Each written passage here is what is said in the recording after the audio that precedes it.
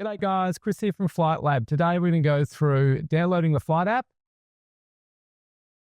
connecting to our LAUNCHPad, connecting to our cartridge. Now all of this is a really great thing to do before you head down to the beach. We want to update the LAUNCHPad, we want to update the cartridge, make sure it's running on the latest software, register our product, and from there we will then go on to how to pair our LAUNCHPad to the cartridge and go through all the settings that you can adjust in the LAUNCHPad. So let's go through this. Super important you follow this. It's super simple, but let's start from the beginning with downloading the app.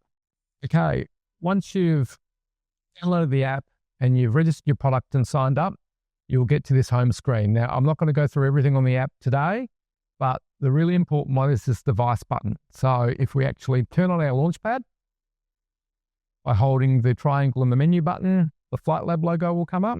Once that comes up, you will then see after this a state of charge of how charged the LAUNCHPad is. You can press the home button to skip that to the main home screen, or you can just wait and it will time to that main home screen that you just saw then. Now that we're here, we can click on our devices and you'll see here the LAUNCHPad has come up on the top. There's many devices that are showing because I'm actually inside flight headquarters at the moment, so there's plenty of objects in here that it's picking up, but when you're at home, you're probably only going to see one device in here, which is the LAUNCHPad. Now, I've already labeled this LAUNCHPad because I'm running many LAUNCHPads at the moment, but you can label it whatever you like. Chris's LAUNCHPad, just call it LAUNCHPad, up to you. So if we click on this, it'll go in and automatically connect to the LAUNCHPad. Sometimes it can take a few seconds. You see Flite App connected on the LAUNCHPad, and you see here that we're actually connected now. Now, what should come up here is a green button saying it needs to be updated. So we can click in here and change our name. We can rename the LAUNCHPad. But what our most important thing that we want to do here is actually update the product. So we click on update. It'll tell you what update's available and what's in the update. So we click confirm. It's looking for the LAUNCHPad. The screen will go off and you'll see this progress bar here. Now, there's a lot of software in the LAUNCHPad, so this can take 5 to 10 minutes. So just be patient. Try not to use your phone for other things. Keep your phone near the LAUNCHPad. And what we don't want to do is repower the LAUNCHPad or repower our phone during this update. So we'll just let that run through. Okay, once the update's complete, you'll see this screen, and then the LAUNCHPad will reboot itself, and once again, it's reconnected to the app. So we just hit finish, and now the update, once we reconnect, give it a moment. So now that it's reconnected, can see that we're connected to the Flite app and the update's now grayed out. So we know that this is actually updated. So now that we've done that, we're going to go on to connecting to the cartridge. So first thing we want to do is disconnect from this. We want to actually turn the LAUNCHPad off. So you can only connect to one thing with the app at a time. So if you have both the LAUNCHPad and the cartridge on, it's going to want to connect to one or the other. So the easiest thing to do is actually turn the LAUNCHPad off. We will connect our batteries together, dovetail them together. We'll throw them into the cartridge. I always put the end cap on, just in case you forget the batteries are in there for whatever reason, you pick it up and you have batteries dropping out. Nice and tight. You've heard that the cartridge has started up with our little double beep. You don't need the LAUNCHPad. And we come back here. We go back to our menu, and you can see at the top of the menu now is actually the AMPJet cartridge. So we will click on that. We can once again rename it if we like, but you can just leave it as AMPJet cartridge. It's connecting to the cartridge now. We can see it's connected. It says disconnect. And once again, the software version needs an update because of that green update button. So we click the update. We hit confirm. Gives us a little warning to not turn it off, to make sure that there's at least 20% power on both your phone and the batteries in the AMPJet cartridge. We click next. The update is about to start. Okay, so now that we've updated the cartridge, the app's reconnected back to the cartridge. The update's gone grey, so we know we're on the latest software. Okay, now that we've updated both the LAUNCHPad and the cartridge, we want to make sure that we disconnect the app from the last device that we updated, which in this case is the cartridge. So we hit the disconnect button. Awesome, that's now disconnected. Now, if you don't do that and we turn this LAUNCHPad on and we try and pair, This thing is just going to go around in circles trying to pair because the app is still connected. So if you're finding that this thing's taking a really, really long time to pair, just make sure that the app is actually disconnected. After we've done that, we're going to turn on the LAUNCHPad, holding the menu button and the triangle.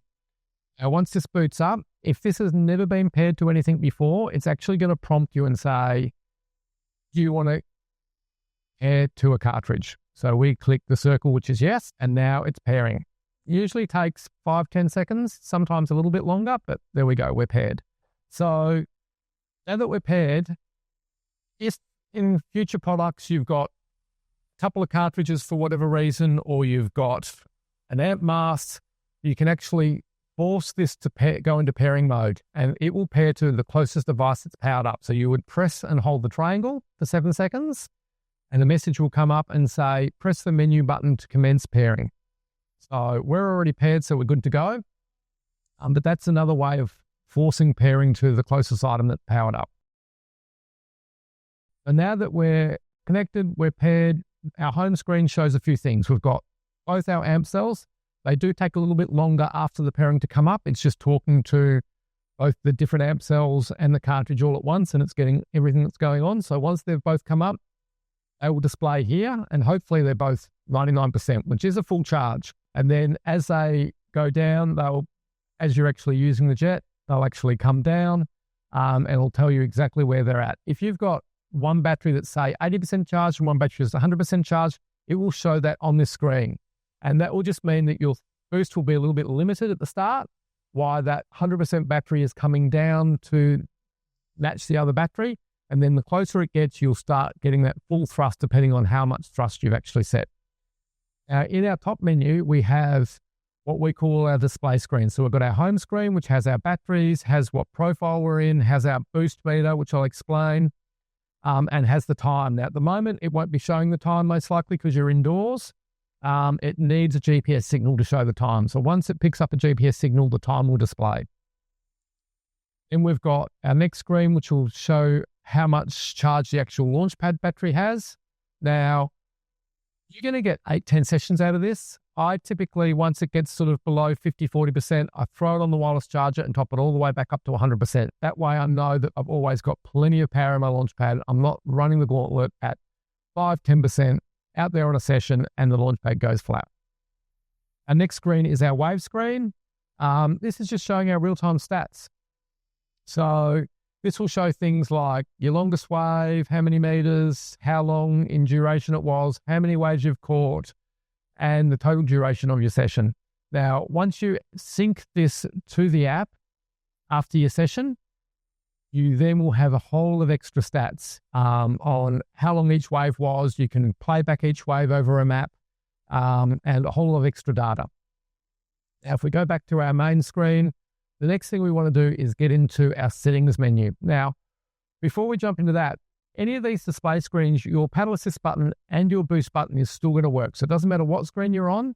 If you're displaying the LAUNCHPad state of charge or you're displaying your wave screen, you know a wave's coming, you know you can always hit that boost button, or you can always hit that paddle assist button.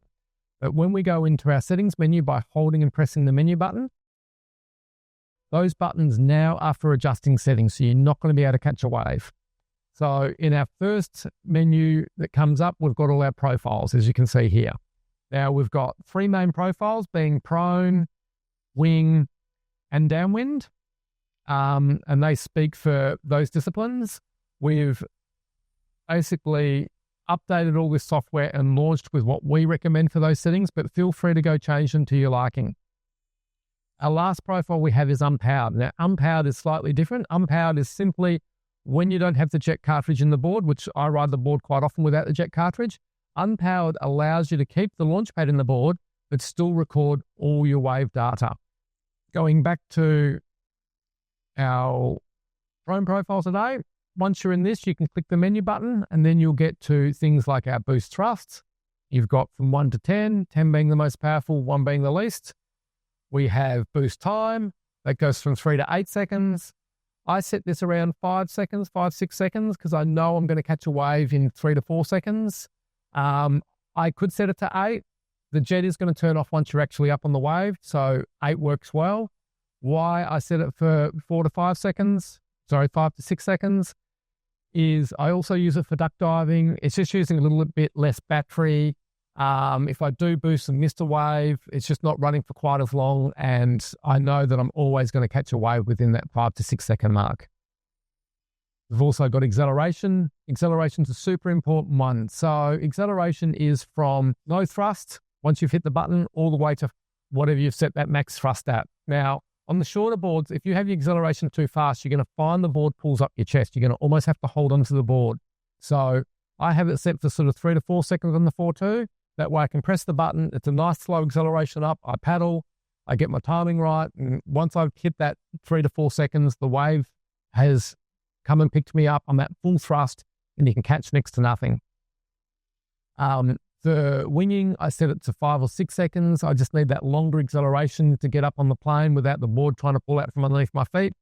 And for downwinding, I do the opposite. I set it for 2 seconds. I want that super sharp acceleration. And the longer boards, being the 5.0 and the 5.8, accelerate faster. There's more volume there. So the 2 seconds works really well. We've got paddle thrust. 1's the least powerful, 3's the most. 3 uses more battery, 1 uses the least. 2's a nice happy medium. I probably run 2 most of the time. If I'm out for a mega long session, I might run 1. And then if it's really, really big conditions, I quite often choose 3. So once again, play around with those. The other setting that we have in here is our delay. A delay is really, really great for winging. It's the only thing I use it for.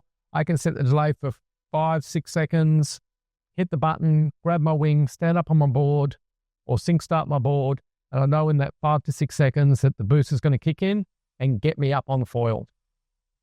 The next item we have is reset to default. So if you've played around with all the settings, you want to get back to what we recommend, you can choose this setting, and we're in the prone mode at the moment. So if I hit yes, it'll reset those defaults and we're back at that prone setting. We also have our time adjust for wherever you are in the world. Once it picks up that satellite signal, that is the offset. We have our regulatory, just our legal information on all the things that we're certified for. Then we also have what version of software we're running. To get back to the main menu so we can be out there boosting and paddle assisting around, we just once again press and hold the menu button and we're back at our home screen. That's going to get you out in the water. Once you're off the water, make sure you sync your sessions. It's really, really good data for us. It's really, really good data for you. It tells us everything that's going on with your cartridge and your LAUNCHPad. It's going to show you all the waves you've caught. It's going to record all your sessions, and it can store many, many sessions in the one LAUNCHPad. But if you don't sync each session, you could have 30, 40 sessions. If you've got 30, 40 sessions in this LAUNCHPad, it's going to take a long time to sync to your phone. So make sure you sync every session. It's a really, really great habit to get into. And then that way you can track all your rides, your progression. There's a leaderboard within the app. You can compare yourself to others on how many waves you've caught that week, that month, that year, all time, your longest wave. It's a really, really great app. And in the future, we've got more and more things getting added. This LAUNCHPad is crazy about the amount of data it can actually record on what the board's doing. So at the start, we've definitely got things like how many waves you've caught, the length of waves, your speed, your duration. But in the future, we've got a whole lot of things like, how hard you're carving and how many Gs you're pulling in a turn, how many turns you're going to pull on a wave. Got a whole lot of things for the future. It's going to be really, really awesome. So I'll go through here. So it's pretty simple. Once again, you need to power off your cartridge. Usually I do that at the back of my van, and then I grab the LAUNCHPad out of the board. I usually just bring it up front of me, and then basically, once again, we open up the app, we find our LAUNCHPad. Here it is. We connect to our LAUNCHPad, and now that it's connected, we hit the Sync Now button. Now, if I hit Sync Now, you see there, it's now syncing. If it's just one session, it doesn't take that long. So it's really, really great. Once it's finished, we disconnect, and then we can actually see here, it's got a button that says View the Session, or we can actually click on this button here and go back to our home screen. You'll see here as well, we've got sessions. So you can go through all your sessions, just scroll through. And it's really, really great way of seeing, what you've been doing over the course of the last week, month, and even the last year. We've connected our app to our LAUNCHPad and our cartridge. We've done our updates. We've learned how to disconnect. We've paired our LAUNCHPad to our cartridge. We've gone through all our settings that are going to help you when you're out in the water to fine-tune your amp to make it work for you. We've then come off the water. We've powered down the cartridge. We've connected our app back to our LAUNCHPad, sunk our session, see what we've done, see how many waves we've caught. Second, we've made the leaderboard.